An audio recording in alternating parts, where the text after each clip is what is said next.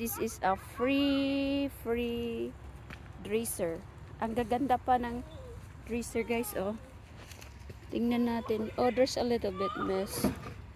Gaganda. So, ang gaganda pa guys, oh. Uy, a deep. This is deep. Nice dresser. Umuulan eh. Yun po, may salamin. Nice dresser guys.